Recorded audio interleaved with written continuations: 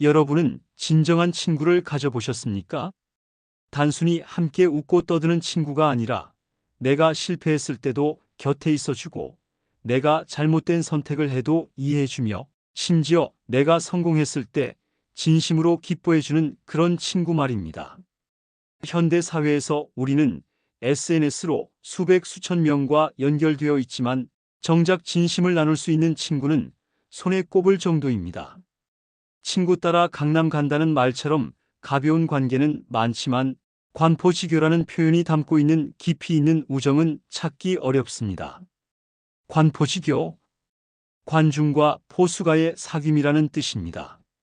이 사자성어는 단순한 친구 관계를 넘어서 서로를 완전히 이해하고 신뢰하는 깊은 우정을 의미합니다. 이 말의 유래에는 2700년 전 중국 춘추시대 두 남자의 놀라운 우정 이야기가 담겨 있습니다. 지금부터 여러분께 들려드릴 이야기는 가난한 청년 관중과 그를 평생 믿어준 친구 포수가의 이야기입니다. 기원전 7세기 중국은 춘추시대라는 대혼란기에 접어들었습니다. 주나라 왕실의 권위가 무너지고 수많은 제후국들이 패권을 다투던 시대였습니다. 그 중에서도 제나라는 동쪽의 강대국이었습니다. 비옥한 땅과 바다를 끼고 있어 부유했고 군사력도 막강했습니다. 하지만 제나라 궁궐 안은 평화롭지 못했습니다. 양공이라는 군주가 정치를 제대로 하지 못하면서 왕위를 둘러싼 암투가 시작되었습니다. 양공에게는 두 명의 이복 동생이 있었습니다. 공자 규와 공자 소백입니다. 이 두 왕자가 훗날 이 이야기의 중심에 서게 됩니다. 이 무렵 제나라의 시장 골목 어딘가에서 관중이라는 청년이 작은 장사를 하고 있었습니다. 관중의 집안은 몰락한 귀족 가문이었습니다. 한때는 높은 지위를 누렸지만 아버지 때에 이르러 모든 것을 잃었습니다. 관중은 먹고 살기 위해 장사를 해야 했고 때로는 빚에 쪼들리기도 했습니다. 포수가는 달랐습니다. 그는 제나라의 유복한 집안 출신이었습니다. 경제적으로 여유가 있었고 교육도 제대로 받았습니다. 하지만 포수가에게는 남다른 점이 있었습니다.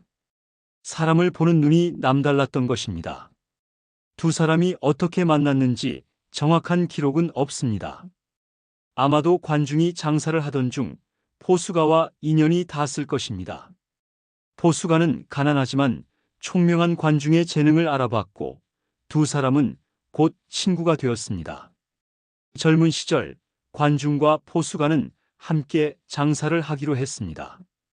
포수가가 자본을 대고 관중이 실무를 맡았습니다. 당시로서는 흔한 동업 형태였습니다. 장사는 나쁘지 않았습니다. 이윤이 생겼고 나눌 때가 되었습니다. 그런데 관중이 이익을 더 많이 가져갔습니다. 보통의 경우라면 당연히 문제가 됐을 상황입니다. 자본을 댄 사람이 포수가였으니 말입니다. 주변 사람들이 수군거렸습니다. 관중이 욕심이 많다고 친구를 이용한다고 비난했습니다. 하지만 포수가는 전혀 개의치 않았습니다. 그는 주변 사람들에게 조용히 말했습니다. 관중의 집안이 가난하다는 것을, 늙으신 어머니를 모시고 있다는 것을, 그래서 돈이 더 필요하다는 것을 설명했습니다. 포수가는 관중이 탐욕스러운 것이 아니라 효자일 뿐이라고 말했습니다. 세월이 흘러 두 사람은 제나라 군대에 들어갔습니다. 당시 춘추시대에는 전쟁이 끊이지 않았고 출세를 위해서는 군공을 세우는 것이 중요했습니다. 어느 날 제나라와 이웃나라 사이에 전투가 벌어졌습니다. 관중과 포수가도 전장에 나갔습니다. 전투가 시작되었고 칼과 창이 난무했습니다. 피아가 뒤섞인 격렬한 싸움이었습니다. 그런데 전투 중 관중이 뒤로 물러났습니다. 앞장서서 싸우지 않고 뒤에서 머뭇거렸습니다. 퇴각 명령이 떨어지자 관중은 가장 먼저 도망쳤습니다. 전장에서 용맹을 보여야 인정받는 시대에 이것은 치명적인 결점이었습니다. 동료 군사들이 관중을 비겁자라고 손가락질했습니다. 목숨이 아까워 전투를 회피했다고 겁쟁이라고 조롱했습니다. 하지만 포수가는 다시 한번 관중을 변호했습니다. 그는 사람들에게 설명했습니다. 관중에게는 집에 늙으신 어머니가 계시다고, 만약 전사하면 그 어머니를 모실 사람이 없다고, 그래서 신중하게 행동한 것일 뿐이라고 말했습니다. 포수가는 관중이 비겁한 것이 아니라 효심이 깊은 것이라고 거듭 강조했습니다. 이후 두 사람은 관직을 얻었습니다. 비록 낮은 자리였지만 공직에 발을 들인 것입니다. 이제 재능을 펼칠 기회가 온 것이었습니다. 그런데 관중은 관직에서도 번번이 실패했습니다. 맡은 일을 제대로 처리하지 못했고 결국 쫓겨났습니다. 한 번이면 모를까, 두 번, 세 번 계속 실패가 이어졌습니다. 사람들은 이제 관중을 무능하다고 평가했습니다. 재주가 없는 사람이라고, 아무것도 이룰 수 없는 사람이라고 판단했습니다. 또다시 포수가가 나섰습니다. 그는 사람들에게 말했습니다. 관중이 무능한 것이 아니라 아직 때를 만나지 못했을 뿐이라고, 진정한 재능을 발휘할 기회가 오지 않았을 뿐이라고 설명했습니다. 포수가는 관중의 실패를 핑계가 아닌 진심으로 이해했고 그의 재능을 여전히 믿었습니다. 기원전 686년 제나라에 큰 사건이 터졌습니다. 양공이 제대로 정치를 하지 못하자 결국 정변이 일어났습니다. 양공은 살해당했고 제나라는 순식간에 혼란에 빠졌습니다. 문제는 후계자였습니다. 적통을 이을 태자가 없었습니다.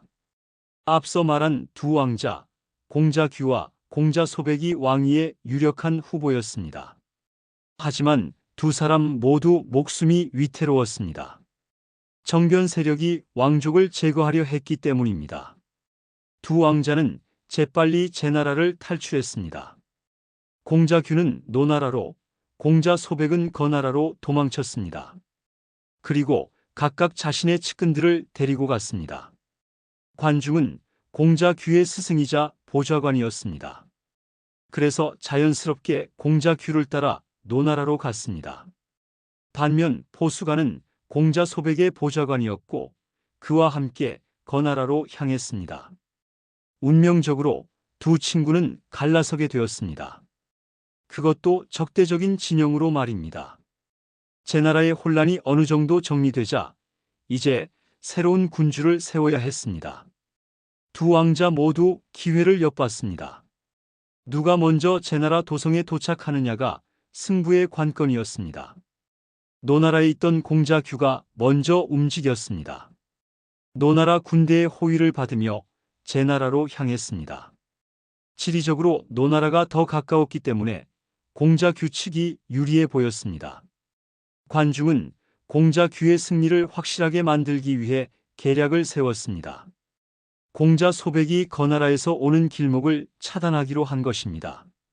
관중은 정예 병사들을 이끌고 길을 막았습니다. 드디어 공자소백 일행이 나타났습니다. 관중은 활을 들었습니다. 그는 뛰어난 궁수였습니다. 화살을 시위에 걸고 공자소백을 조준했습니다. 그리고 쏘았습니다. 화살은 정확히 공자소백을 맞췄습니다. 공자소백은 수레에서 쓰러졌습니다. 관중은 확신했습니다. 공자소백이 죽었다고, 이제 공자규의 왕위가 확정되었다고 생각했습니다. 하지만 이것은 치명적인 착각이었습니다. 공자소백은 죽지 않았습니다.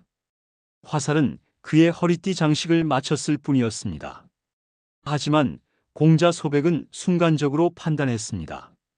죽은 척하는 것이 유리하다고 생각한 것입니다. 관중 일행이 돌아간 후 공자소백은 벌떡 일어났습니다. 그리고 포수가에게 말했습니다. 지금이 기회라고, 최대한 빨리 도성으로 가야 한다고 말입니다. 포수가는 즉시 행동했습니다. 공자소백을 호위하며 밤낮 없이 달렸습니다. 쉬지 않고 말을 몰았습니다. 그 결과 공자 규보다 먼저 제나라 도성에 도착했습니다. 공자 규와 관중은 깜짝 놀랐습니다. 죽었다고 생각한 공자 소백이 살아있을 뿐 아니라 먼저 도성에 들어가 있었던 것입니다. 결국 공자 소백이 제나라의 새 군주가 되었습니다. 그가 바로 역사에 길이 남을 제환공입니다. 제환공이 된 공자 소백은 분노했습니다. 자신을 죽이려 했던 자들을 용서할 수 없었습니다. 특히 관중에 대한 분노는 극에 달했습니다. 관중이 자신에게 화살을 쏜 장본인이었기 때문입니다. 제환공은 노나라에 압력을 넣었습니다. 공자 규와 관중을 넘기라고 요구했습니다. 제나라의 막강한 힘 앞에서 노나라는 굴복했습니다.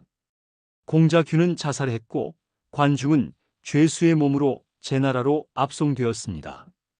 관중은 죽음을 각오했습니다. 감옥의 수레에 갇혀 제나라로 향하는 내내 그는 자신의 운명을 받아들였습니다.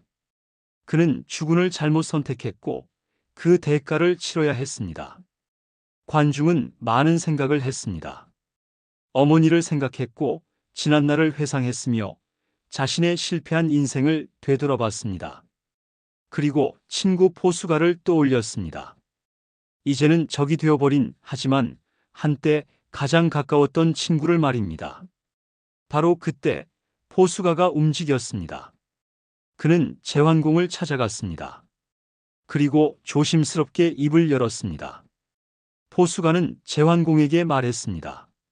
만약 제나라만을 다스리고 싶다면 자신과 같은 신하면 충분하다고 하지만 천하를 호령하고 패자가 되려면 관중 같은 인재가 필요하다고 설명했습니다. 제환공은 당황했습니다. 자신을 죽이려 한 적을 등용하라는 말이었기 때문입니다. 제환공은 거부감을 드러냈습니다. 어떻게 자신을 배신하고 해치려 한 자를 용서할 수 있느냐고 반문했습니다. 하지만 포수가는 물러서지 않았습니다. 그는 차분하게 설명했습니다.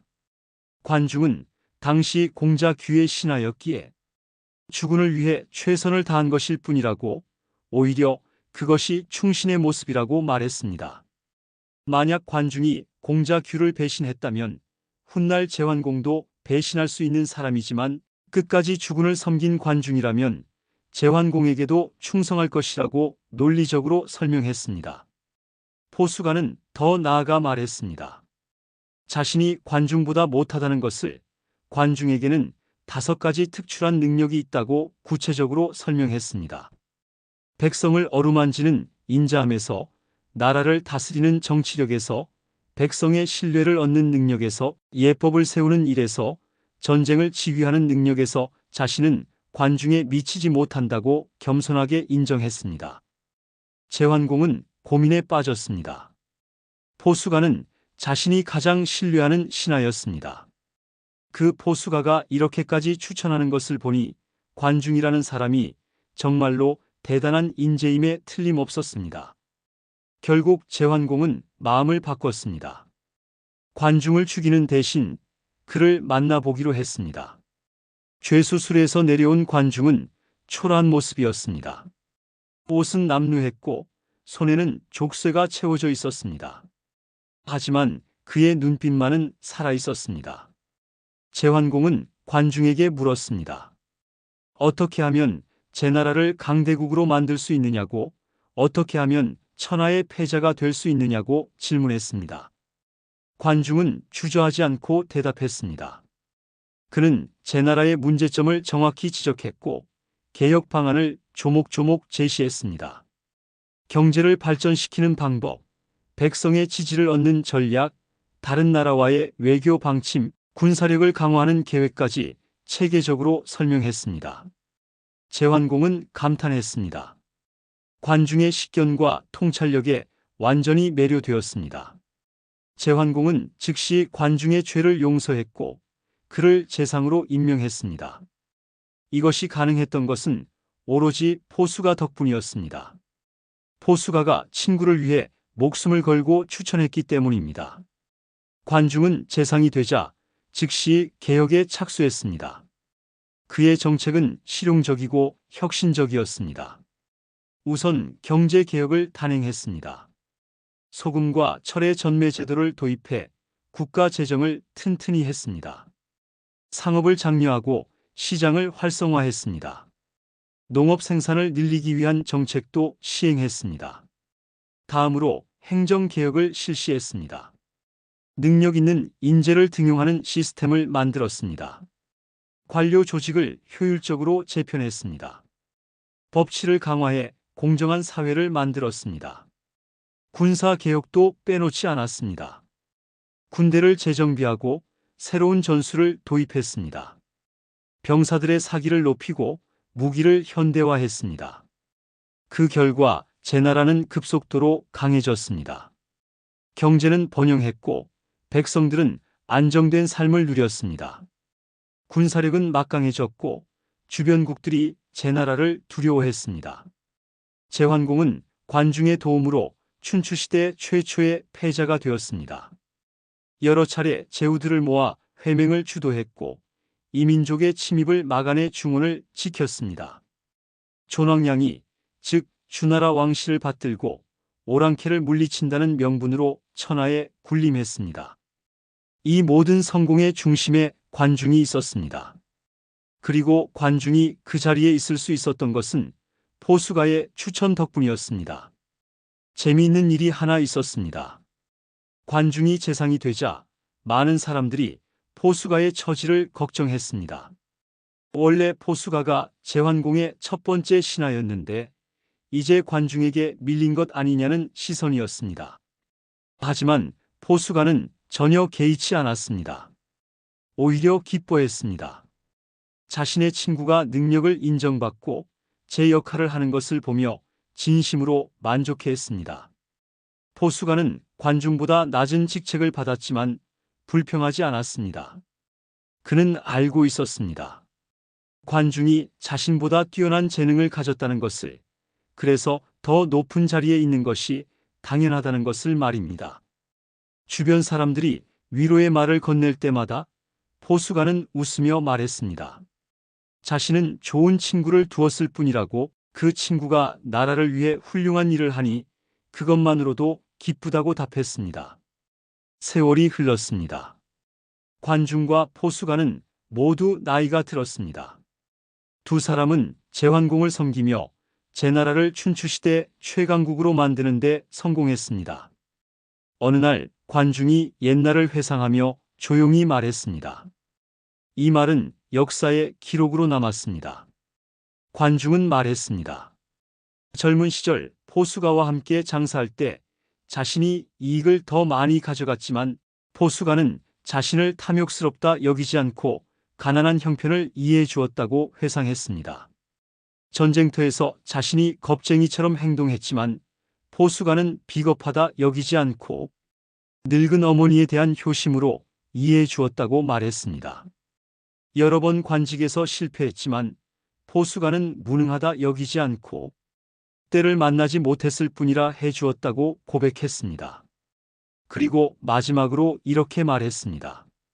나를 낳아준 이는 부모이지만 나를 알아준 이는 포수기다. 이 한 문장에 모든 것이 담겨 있었습니다.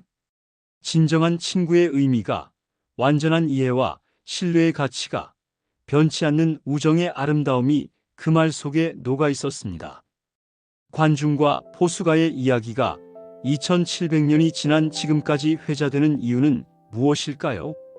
단순히 친구끼리 우정이 두터웠다는 것 이상의 의미가 있기 때문입니다. 포수가는 관중의 실패를 핑계가 아니라 진심으로 이해했습니다.